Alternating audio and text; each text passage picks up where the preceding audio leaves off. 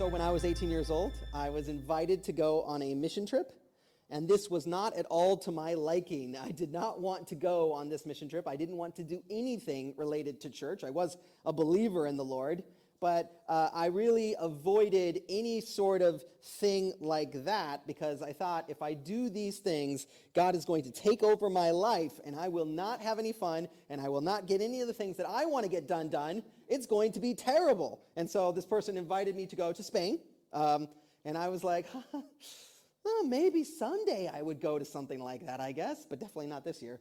And I said no. And then I had a rubbish summer that summer. It was so terrible, and I cannot still to this day put my finger on why exactly it was so unexceptional. But there was a little voice in the back of my head that said, it's because you didn't go on the trip. You didn't go on the mission trip, Tim. That's why it's so bad. Well, that passed. I went on with my schooling, and then about 8 months later, someone else invited me to that exact same trip. And this time I went like Jonah. Okay? I must do this. If I do not go on this trip, I will never have a good summer again. I will never enjoy myself. I will never give God, and I'll never get God to stop pestering me and make him, he's making me do these things. I got to get him off my back so I can get back to what I want to do. So I went. And it turned my world upside down. And in that time, God came along and said, you've got things a little off here. You got like your priorities, that's kind of like first. And then me, I'm kind of like in the shed over there, knocking on the door. Please let me be in your life. Let's flip this.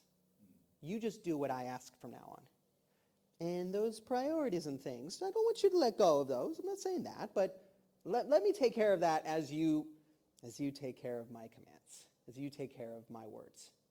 Put me first. Place me at the top.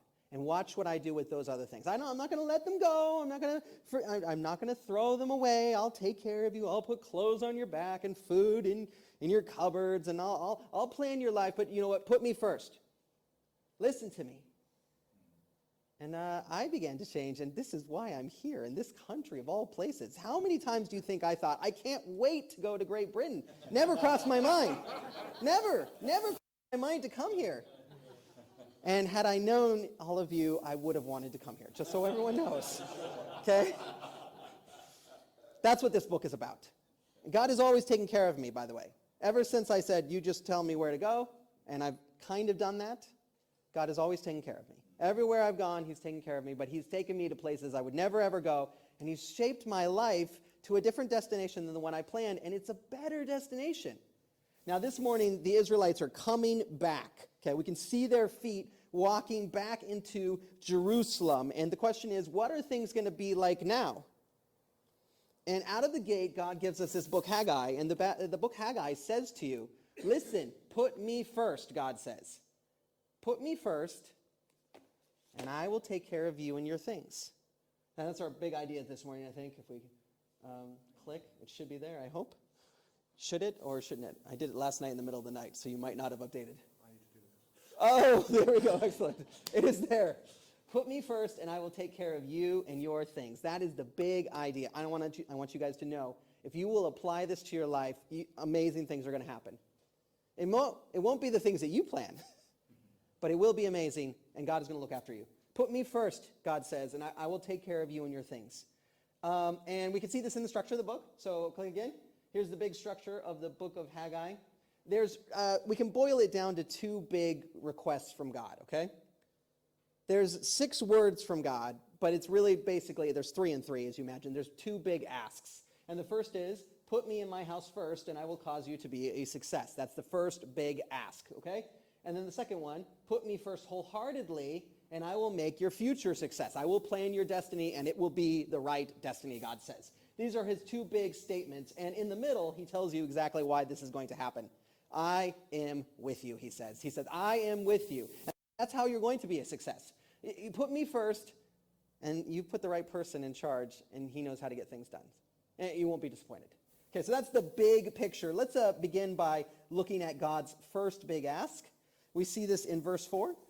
So if you're not already there, it's page 949 of the little Bibles that you got when you walked in. Okay, and we're starting in verse 4. Is it a time for you yourselves to be living in your paneled houses, while this house remains a ruin? Now this is what the Lord Almighty says. Give careful thought to your ways. Or put this on your heart, literally.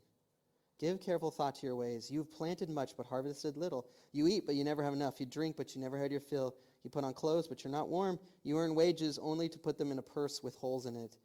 This is what the Lord Almighty says. Give careful thought to your ways. Go up into the mountains, bring down timber, build my house, so that I may take pleasure in it and be honored, says the Lord. So, this group of people that has returned to Israel, they are the super faithful, as it were. They were given the option they could stay in Babylon, or some of them, the ones that worked hard and show that they were good citizens of Babylon, they could go back to Israel and go back to their houses and start their lives over as a sign of good faith between Babylon, actually it's Persian at this moment, and the people of Israel, okay? And these people, the only reason they would go back to do this is because they believe in the Lord. And they want to honor him. So this group is a group of believers. And they get back, and the first thing they do is to nice things up, really, okay? So in Jerusalem, all the houses are built out of stone. It's on top of a stone quarry. It's a giant stone place. All the houses are made of these nice limestoney things that are easy to manipulate and use. None of them have what we're reading here, the panels. It says they went and they're making now the paneled houses, which is to say they're nicing their houses up. The first person to have a paneled house in Jerusalem was a guy named Solomon, okay? So he went up and thought, you know what, stone isn't enough. And he chopped down some trees and he made some nice panels. And he made so many of these, actually. They called his house the Forest of Lebanon, okay? Because he cut down so many trees to make these. It's kind of like our, what is this material called against the wall here? Paper, what do you say? Plasterboard. It's like plasterboard, okay? It makes it nice. We're not looking at brick. So they're making things extravagant. And there's nothing wrong with that per se. I think if we moved somewhere, we would go about that exact thing. Take our trip to IKEA, get this, get that, find the deal maybe, but let's get some nice stuff for our house. After all, we have to live here. But then off in the distance, you see the temple is all tatters and ruins. It's a wreck. And it's only got one altar at this point, so that the priest can do something on that one altar. There's a guy walking out in the open. There's no walls. There's no indication that this is a temple whatsoever. There's an altar in the middle, and there's a guy doing sacrifices, and it looks a ghost town. Meanwhile, mansions are popping up right and left. And if you were a passerby, you would say, these people worship stuff, and they don't worship that God. That's for sure. That's not their priority. Now, I think they probably felt a wee bit of guilt about this. And so what they said is, it's not time to build the temple of the Lord. It's not time to build the temple of the Lord. And what they meant by this is, well, we can't really do a proper job right now. We're not in a place where we can really devote our time to this thing. So let's not be bothered with it now. Someone will do a much, much, much better job than us at some later date, and we need to leave it to them. Sounds reasonable, doesn't it? Sometimes you might feel like you have nothing to give God, nothing to give the kingdom of God, because there are so many people who could do it better, you think, and why would I try? I'm going to mess this up. Why would I talk to that person about Jesus? I'll just mess it up. Why would I go and do this program or that program? The best thing for me to do is to get out of the way so all these other people who are much better at it will do it. Okay, that's an interesting thought, but here God comes along and he says, that's for them. That's not humility. He doesn't say that's humble. He says, actually, it's quite selfish. That's what's really going on. You seem well enough, he says, at building your own houses. It's not like you lack the ability to build a house. You're just building the wrong house. You built your castle. Time for me. Put me first. Put me first. Now, don't we struggle with this? I mean, if this doesn't hit you, what's going on? It's so hard to make God a priority. It's so hard to put him first. I was thinking about the things that I really, truly value. If I were to write out on a piece of paper how I spend my day, which tells you a little bit about how I think about life, but then also what excites me, what I really want to be there for. A lot of the things that I wouldn't really want to be there for that much, that maybe I drag myself over to, have to do with God.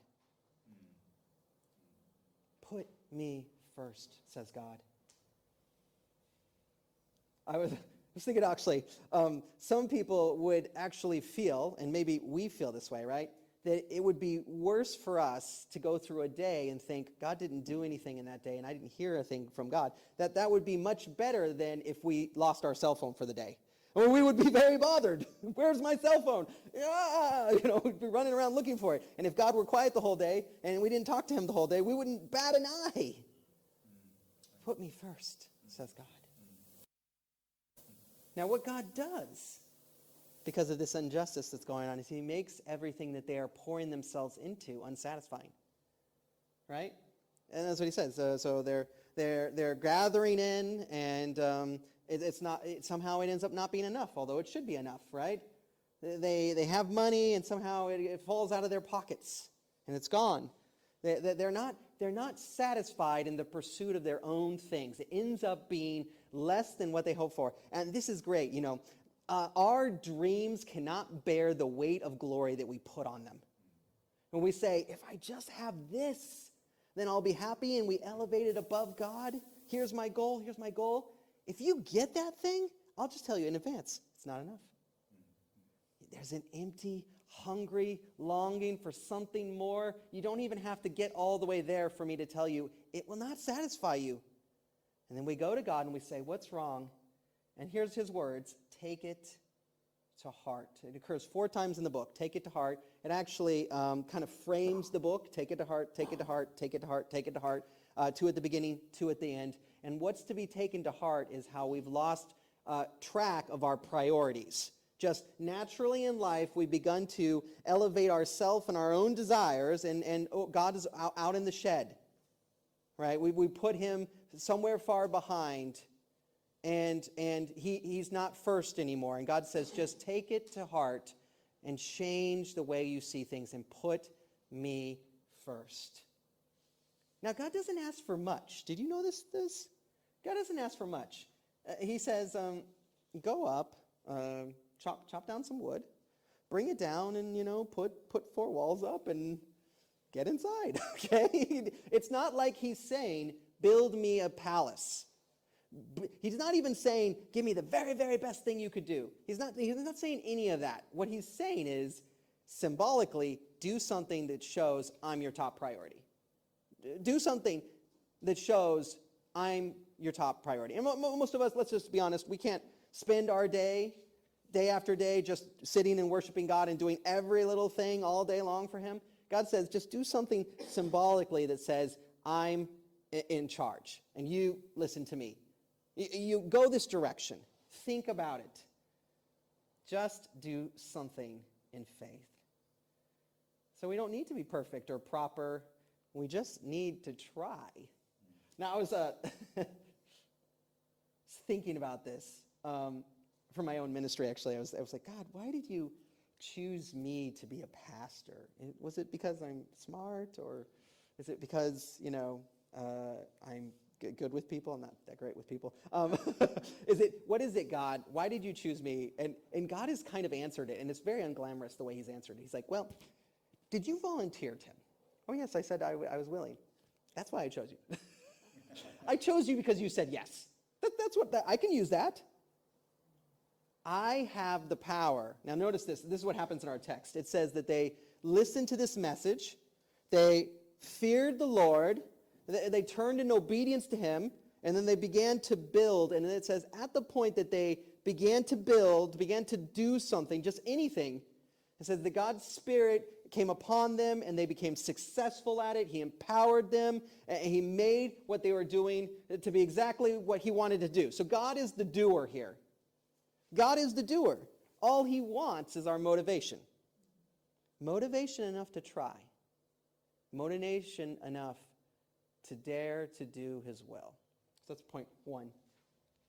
Honor me more than yourself enough to do something. It's not saying I'm just going to, you have to spend 24 hours a day meditating on God's word. It's not this crazy, insane ask for us. And I know we're all busy. We're going to get to this at the end. How do I do this and go to work? Okay, how do I do this and have a normal life? Or, man, I'm so overwhelmed with doing things. What now? We'll talk about those things. But he just wants us to do something that shows you are first. Is God first in your life? If he is, what changes today? What do you do that he wants you to do? By the end of the day, that says, I'm going to do something even a bit out of character for my king. Point number 2, he is asking us to do this wholeheartedly. We see this beginning in chapter 2, verse 3. Chapter 2, verse 3. Who of you is left who saw this house in its former glory? How does it look now? Does it not seem to you like nothing? But now, be strong, Zerubbabel, declares the Lord. Be strong, Jehoshua, son of Jodak the high priest. Be strong, all of you people in the land, declares the Lord. For I am with you. And work, for I am with you. What phrase is repeated 3 times? What is it? No, what's straight? Be strong. I am with you is repeated two times. It's in the middle of the book. Be strong, be strong, be strong. I think I know what he's going for here. He wants us to what? Not give up. Be wholehearted.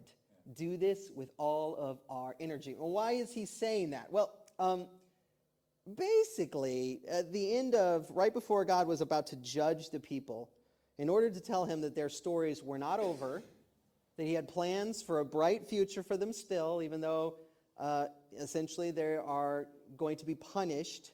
He begins to talk about the distant future, and he talks about this glorious temple, okay? You can read about it in Ezekiel after about chapter 38. If you read about the temple that is described in Ezekiel after chapter 38, it might use words like cubit, which is unfortunate because nobody knows what in the world that is. All right, let me tell you, he describes a temple that is 26 football fields long. He describes a gigantic temple. He describes a temple that is as large as the entirety of the temple on the mount. Almost exactly as large as the entire temple on the mount, which is kind of weird, that Herod built. Herod flattened out the temple, and it's exactly 26 stadiums long, which is weird. But anyway, that is a gigantic temple. We don't have the technology to build that. We can't build that today. But they certainly couldn't build it back then. They're starting to think, this is like 1/100th of the size that we're supposed to build the temple that we read in Ezekiel. And then somebody's like, this house isn't even half of the old house. And it leaves them very cold and feeling pretty dejected and worthless. I like to do paintings, and it always works the same way. I start the painting, and I'm excited, and I'm not really trying to get things exactly right. I'm just smearing paint every which way and just trying to have fun with it. And then I start to try to make it look something like the painting reference stuff I have in front of me, and I start to be very upset with it because it's not looking like what I want it to look like, and it's not going to be as good as my other paintings, and I am just about ready to just grab it and rip it up and chuck it in the bin because it certainly won't be good. And I have to force myself not to do it. And then the most wonderful thing happens. It ends up being nice at the end. And I'm very happy I didn't chuck it. They're at that stage. Oh, I can't do this anymore. They're losing heart.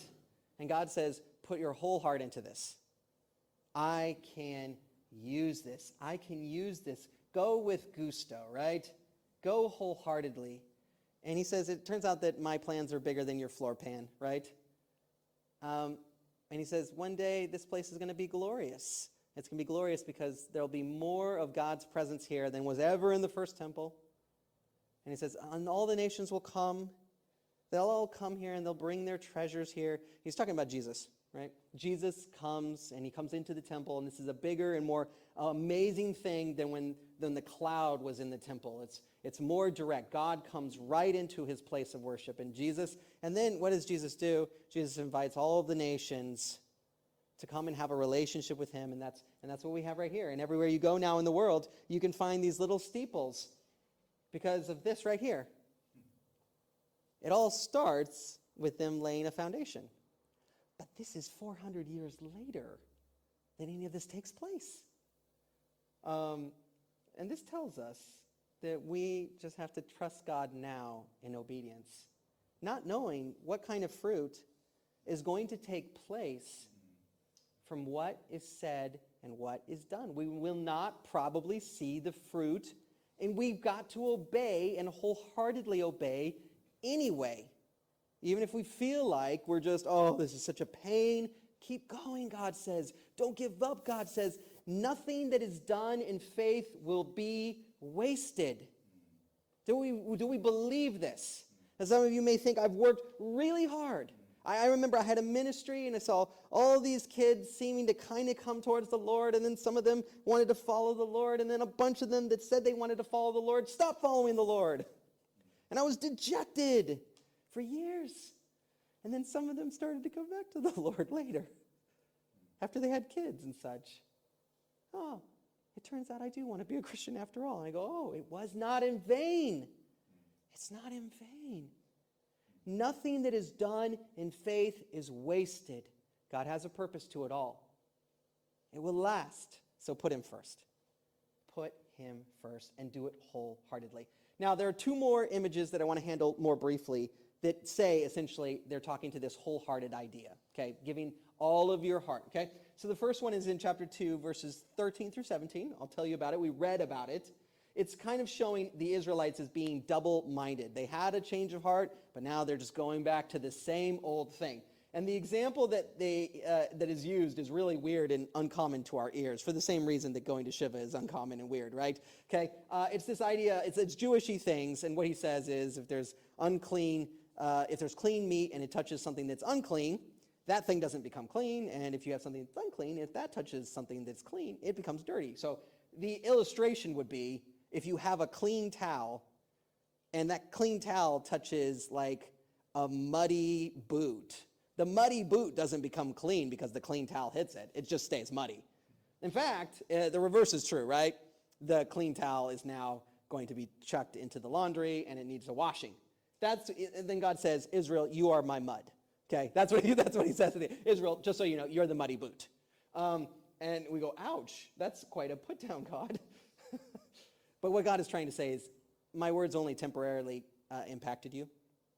You got a call from me. I said, take it to heart, and you did take it to heart. You started building, but now you're like, oh, it's all so much of a drag. Let's just give up, right? That's what happened. Let's just give up. And it's like I have to start over here. And what he's trying to tell them is keep going and let your world continue to be flipped upside down. Now, when we come to Christ, the most crazy thing happens. We live for ourselves. Up until this point, we're living for ourselves. We're living selfishly. We wake up and we do whatever we want. We go wherever we want, and we're seeking our own goals, and it's useless, and it's blind, and it leads towards death, and don't do that, but that's where we're going. And then God came along and said, I have something better for you, and then we surrendered to him. And it's like our world turns upside down. We said, God, from now on I'm going to do what you want me to do, not what I just naturally do. But we really have to fight to keep it upside down. That's not easy. We have a whole life pattern of selfishness that kind of creeps back in and says, don't live for God. Just live with God in the picture. Don't live for God. Just live with God in the picture. This is how it works. We have 6 days where we do our own thing, and then we have 1 day where we pay dues to God so that we can go back to doing our own thing. God said, don't do that. Remember the disciples. This is really tempting. The disciples, they saw all these miracles. And then this guy that was with them, that they thought, oh, this is a cool guy, but they didn't think he was like God, but he was. He dies on a cross. They see it.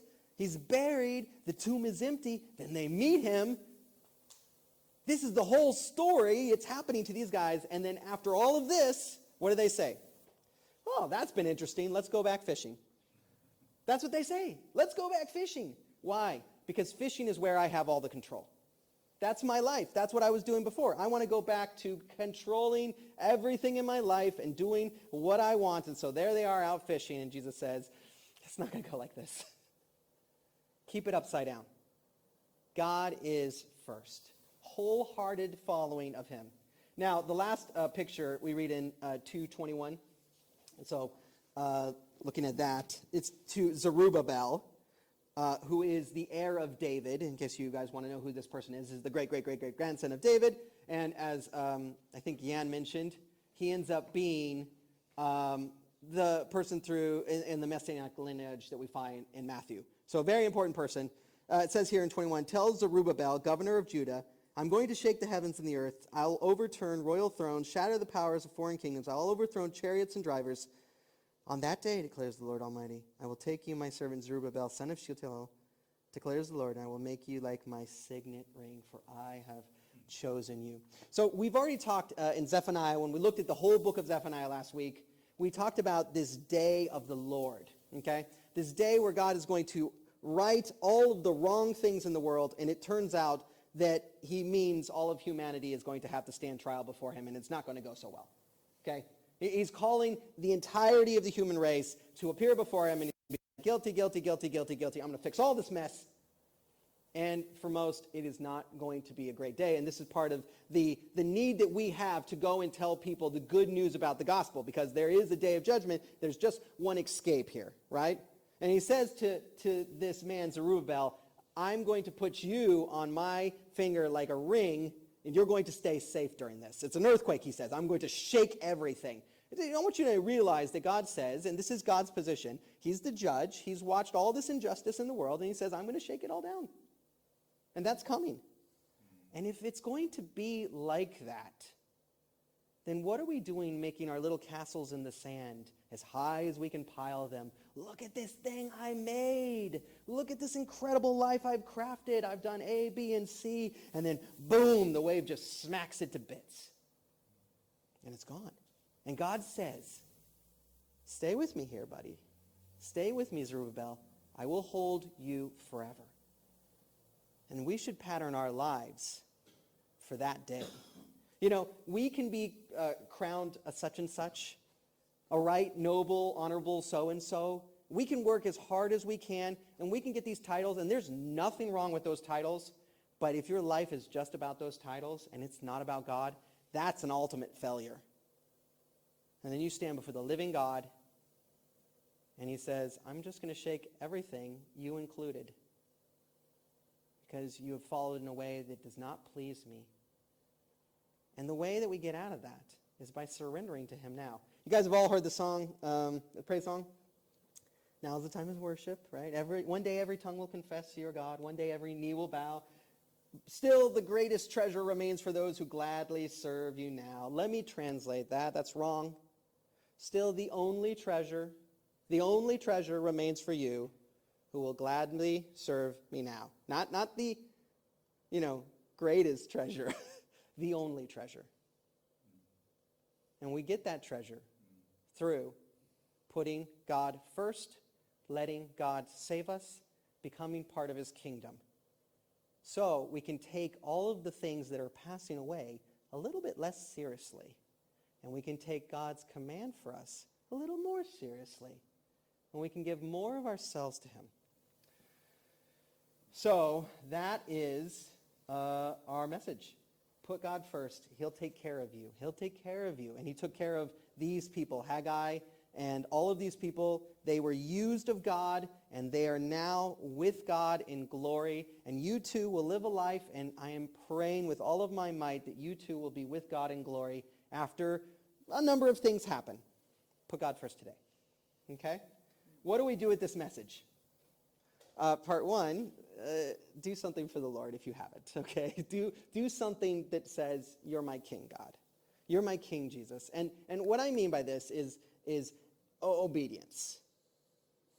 God tells you to do certain things. He tells you to repent of your sins. He tells you to live before him and to want to reach this world with the good news of Jesus. He tells you to become a loving person. He tells you to stop being mean and unkind. God tells you these things, and just say to him, you're the boss. So I'm going to give you this. I will give you this. I will do something that I wouldn't normally do because you're in charge and I'm not.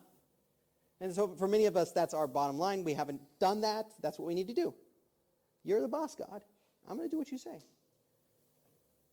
But for part two, most of us are doing quite a bit for the Lord, if we're just being honest, right? We're trying. Many of us have tons of things. Oh, the other day, I just realized how many people in our church are doing how many things, like tons and tons of things for the Lord. And also, you might feel a bit guilty, like, oh, Tim, he's a professional minister. He gets to go run around and do the Lord's will all the time. Well, what about me? I work.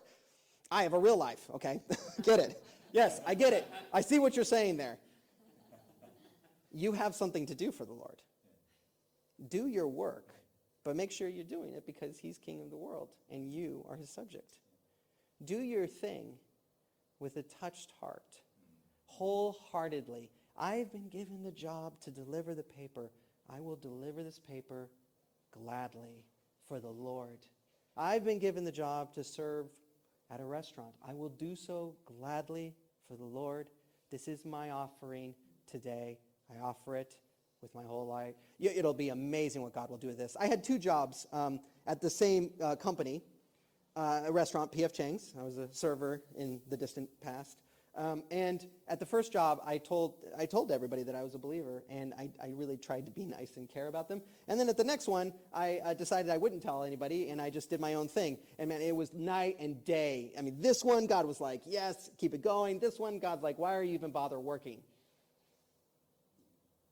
Give yourself into God's business. Do the things he's called you to do. Now, along this wholehearted idea, I'm right now learning about all sorts of organizational things and how to help people to do things so that the church can move and thrive. And let me tell you, it's not necessarily my natural cup of tea. Just to be honest, okay? It is good. And God has been telling me, like, you said yes to being a pastor, okay? And you like to teach, okay, I get that. You like to do evangelism, but I want you to enjoy this too. I want you to enjoy it for me, Tim. Enjoy it because I've given it to you. Do it with your whole heart. Will you do that? Let's pray.